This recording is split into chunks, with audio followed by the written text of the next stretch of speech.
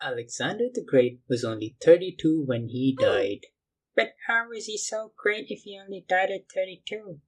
I wasn't done talking. As I was saying, Alexander the Great was only 32 when he died. Well, you could say that his early demise was a catastrophe. Subscribe. Alexander III of Macedon was the third of his name and most probably born on the 20th of July 356 BCE in Pella, the capital of the Kingdom of Macedon, modern-day Greece. Sorry, not that Greece. Greece. Born to Olympias and Philip II. Philip was the king of Macedon for 3 years at that point, was known as the engineer of the Macedonian army. He strengthened a weak army into a well-oiled machine that conquered and united all of Greece. Olympias, a princess from Epirus, was a member of a snake-worshipping cult of Dionysus. She told Alexander that Philip was not his real father and that he was the son of Zeus, who boinked her with his lightning rods? What? What the Anyways, at the age of 12, Alexander saw a stunning horse brought to his father. The horse was wild and wouldn't let anyone near it. Alexander noticed that the horse was just scared of his own shadow. Ha! Dumbass. Alexander bet his father that he could ride that horse, and he did. He made the horse face the sun so that it could not see its own shadow.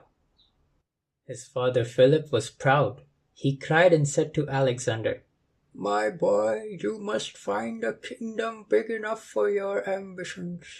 Macedon is too small for you." That horse, Bucephalus, became Alexander's companion for the next 20 years. When Alexander was 18, his father was fighting the combined forces of Athens and Thebes. They were two of the biggest powers in Greece.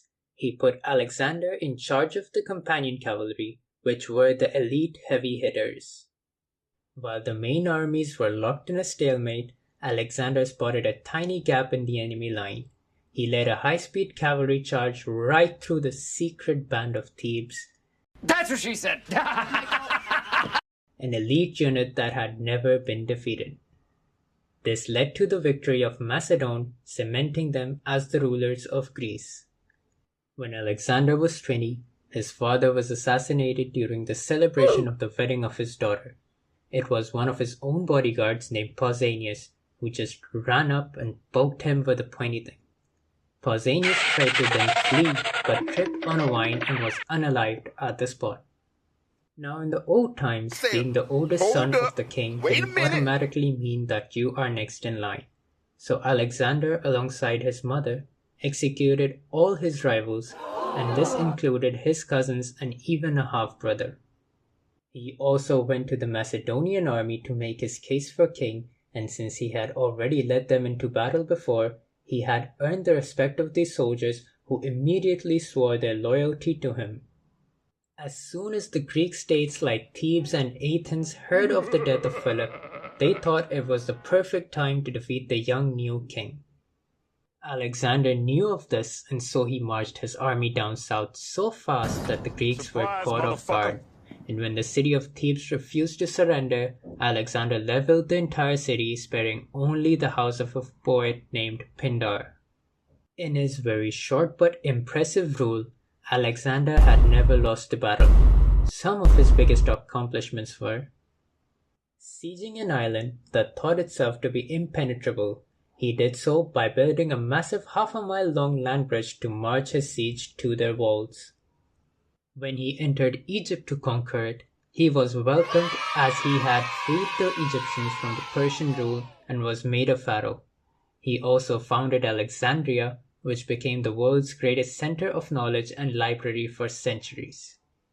At the Battle of Gaugamela, he defeated King Darius III of the Persian Empire despite being outnumbered 5-1, effectively ending the Persian Empire and making him the king of Asia. Whilst his battle tactics were formidable and undefeated, he was human, and he did fail. While marching to India, Alexander and his soldiers had been marching away from home for 8 years. This took a heavy toll on the soldiers who at a point refused to follow Alexander into battle.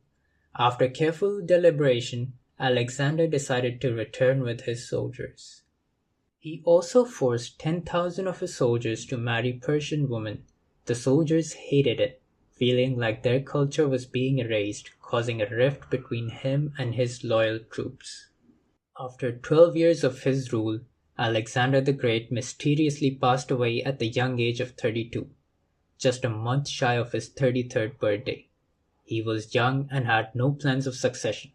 His last words about the succession to his generals were, "To the strongest," which made everyone fight for the great kingdom built by Alexander the Great and his father, only to be destroyed by decades of civil war.